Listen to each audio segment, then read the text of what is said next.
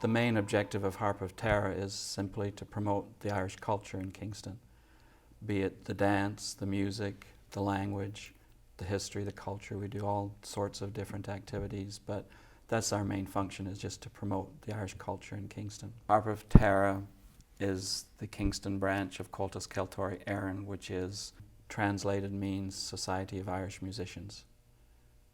And it was originally founded by a group of musicians in 1951 that were concerned about the deterioration and disappearance of Irish music and the Irish culture in general with a modernising Ireland.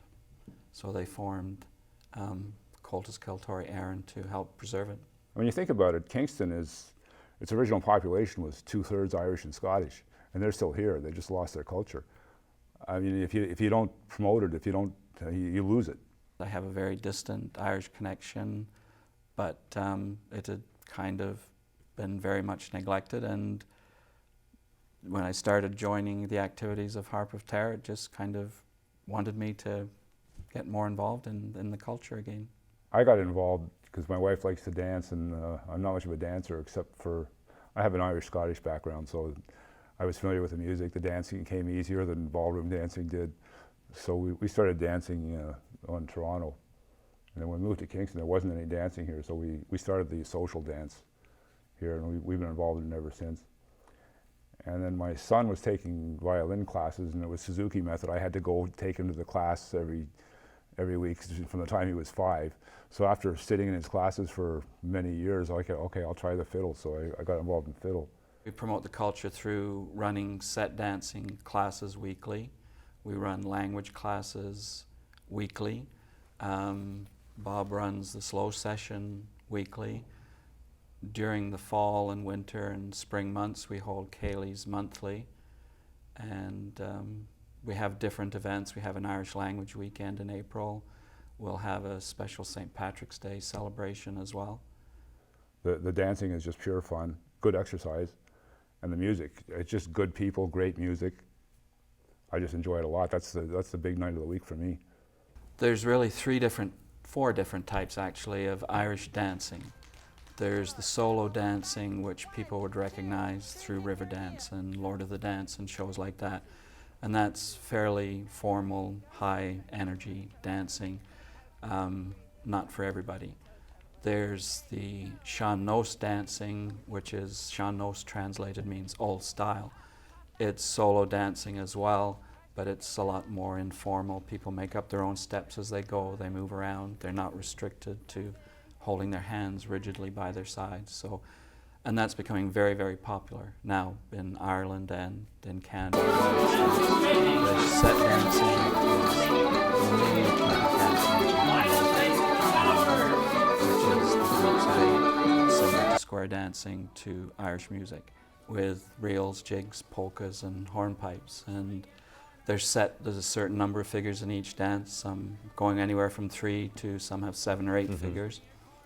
And there's set patterns, so you just go through the patterns of each figure and you dance till the set's done. The Céilí dancing we do at our Céilís, it's still a social form of dancing. It can be done in groups of, you can have 2 people dancing it, facing 2 people. You can have groups of 6, you can have groups of 8, or you can have progressions. And Céilí dancing is simpler, but it's more social. People often move on from, you change partners, or a couple will change and dance with another couple.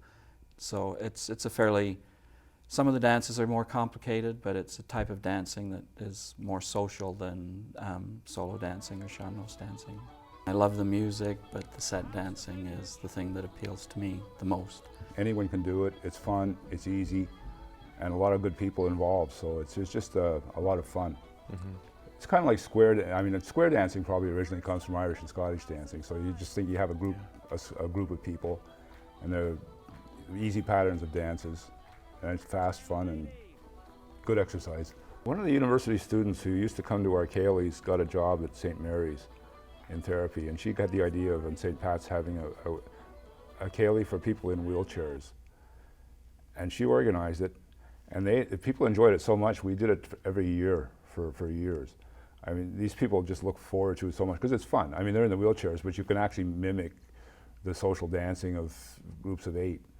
Some of us pushing wheelchairs, or some of them can push their own wheelchairs. In fact, we had 2 athletes in wheelchairs that had accidents, and they were dancing all by themselves with their wheelchairs. It's just then they really look forward to it from year to year.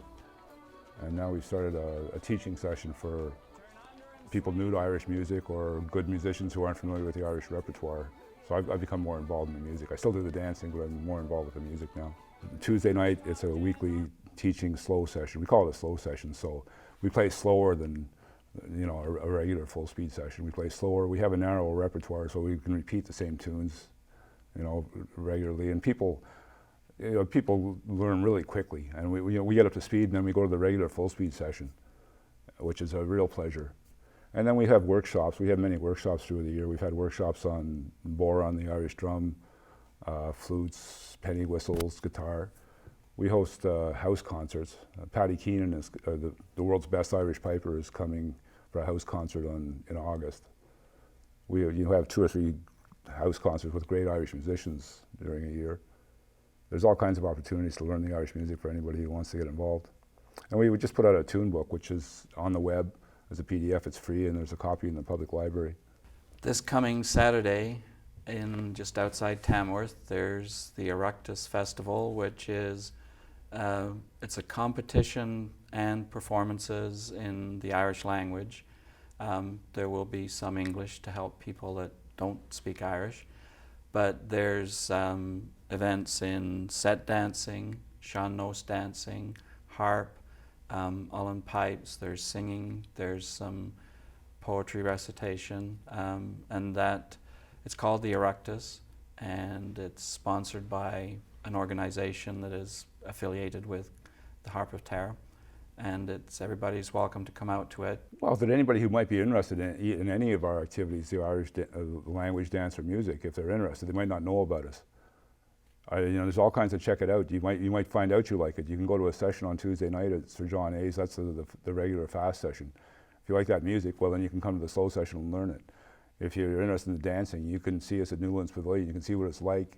And if you like it, you can participate. Just get in touch, and we have classes, and you can just join in.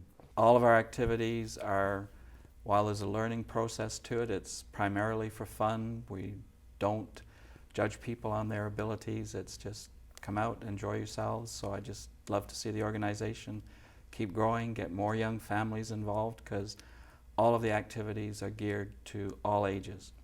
You don't have to be a certain age. There's no restrictions. As Bob mentioned earlier, we have people come that are 3 years old, people come that are in their 90s, and all sorts of abilities as well. And we'd love to have anybody join in the activities. They're more than welcome.